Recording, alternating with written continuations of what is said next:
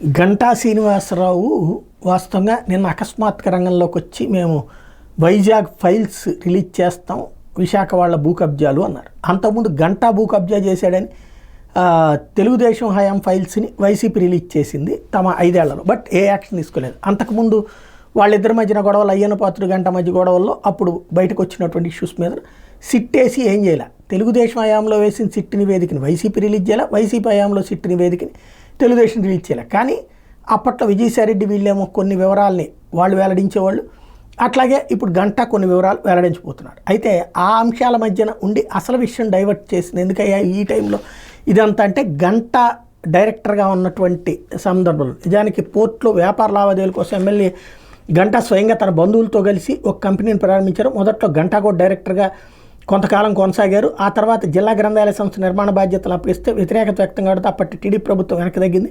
నేపథ్యంలో గంటా శ్రీనివాసరావుతో పాటు ఆయన బంధువుల ఆస్తులు వేలం వేస్తున్నట్టు బ్యాంకు ప్రకటించింది. 2016 అక్టోబర్ 4 నుంచి పలు దఫాలుగా బ్యాంక్ అధికారులు నోటీసులు జారీ చేసి వడ్డీతో సహా డబ్బులు కట్టమని చెప్పారు. ఇదేంటయ్యా అంటే, విశాఖపట్నం 1 టౌన్లో లక్ష్మీ టాకీస్ దగ్గర Pratyusha Resources and Infra Private Limited పేరుతో మ్యానుఫ్యాక్చరింగ్, మిషనరీ అండ్ ఎక్విప్మెంట్ కార్యకలాపాల కోసం రిజిస్టర్ అయినటువంటి సంస్థ 2005 ఆగస్టు 18 రిజిస్టర్ అయింది. 500 కోట్ల ఆథరైజ్డ్ క్యాపిటల్, 240 కోట్ల పెయిడ్ అప్ క్యాపిటల్తో ఈ సంస్థ ఏర్పడింది. కంపెనీలో యాక్టివ్ డైరెక్టర్ల గంటా తోడలు లేని పరుచూరు వెంకట భాస్కరరావు, ఆయన సోదరులు రాజారావు, వెంకయ్య, ప్రభాకర్రావులు ఉన్నారు.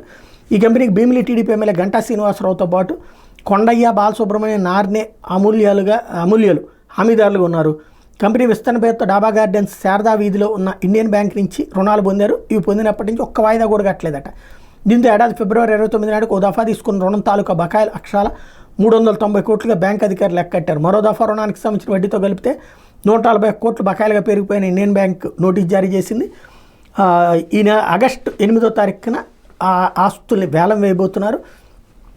పద్మనాభం మండలం అయినదా గ్రామం దగ్గర ఉన్నటువంటి సర్వే నెంబర్ 12లో వీళ్ళకి స్టార్ విలేజ్ పేరున ఉడా లేఅవుట్లోని 5328 చదరపు గజాల విస్తరణలో 7 ప్లాట్లను 33 ప్లాట్లను 7 స్లాట్స్లోన 33 ప్లాట్లను స్వాధీనం చేసుకున్నారు.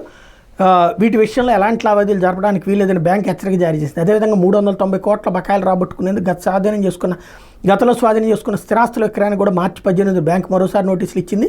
దీనికి సంబంధించిన వేలం ప్రక్రియ కూడా నిర్వహిస్తున్నట్టు పత్రికలో పేర్కొంది. ఇప్పుడు ఆయనే మంత్రిగా ఉన్నాడు, ప్లస్ అధికార పార్టీలో ఉన్నాడు, ఆయనే ఎమ్మెల్యేగా ఉన్నాడు, అధికార పార్టీలో ఉన్నాడు.